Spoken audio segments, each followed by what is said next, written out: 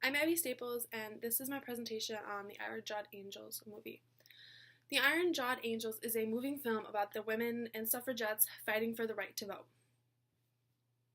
The film focuses on the American women's suffrage movement during the 1910s.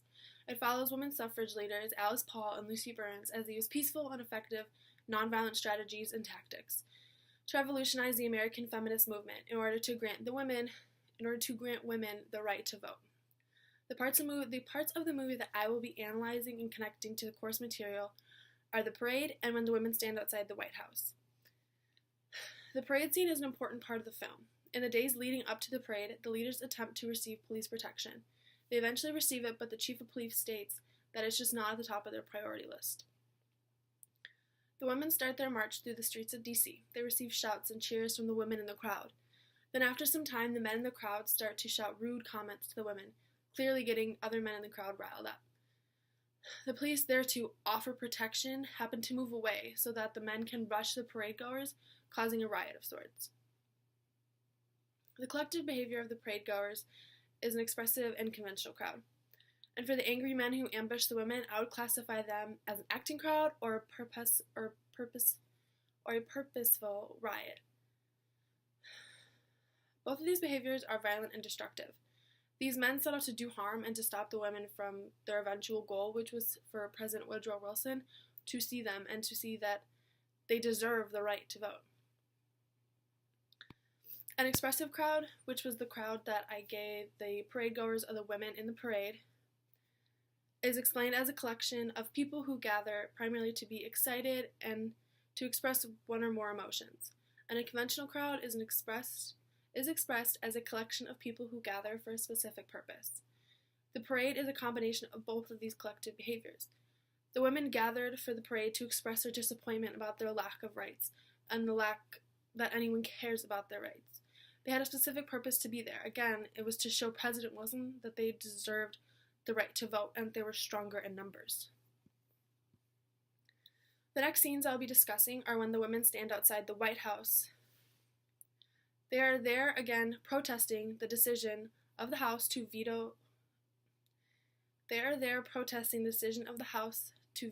the bill that allows them the right to vote. What the women decided to do was to stand outside the White House with banners and flags with their colors on it. They decided that they weren't going to say anything or do anything. They were simply just going to stand outside the entrance of the White House, and President Wilson walks past them many times, just waving to them. But they don't say anything. They don't do anything. They just stand there, like the guards from Buckingham Palace.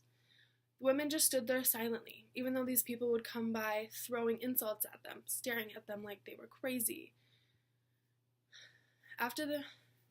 And then America decides to declare a war, thus leaving the feminist leaders to decide whether they want to proceed with their protesting or stop it. They decide to proceed with their protesting, which thus gets a few of the women arrested. Then Alice and the few other women left decide to protest again outside the White House, this time reading President Wilson's letters about people being suppressed and not having the rights that they deserve. Now I would classify these women protesting as a protest crowd because they're simply just standing there protesting the veto of the bill and their lack of rights. And a protest crowd is explained as a collection of people who gather to protest a political, social, cultural, or economic issue. And as stated, the political issue they were protesting was the fact that they don't have the same rights. The theories that correlate with this movie are the contagion theory. The contagion theory is emotional and irrational and results from the hypnotic influence of the crowd. The crowd of angry men at the parade had influence over the crowd of younger men. The influence of the men on the crowd caused a riot to break out because of the angry comments they spewed at the women, getting all the other men riled up. And this goes with the other men that gathered up Alice and the last few protesters. They were angry, and the influences of their anger got all the other men angry, and then the police angry, which caused them to be hurt and dragged and thrown into the police car, thus sending them to jail.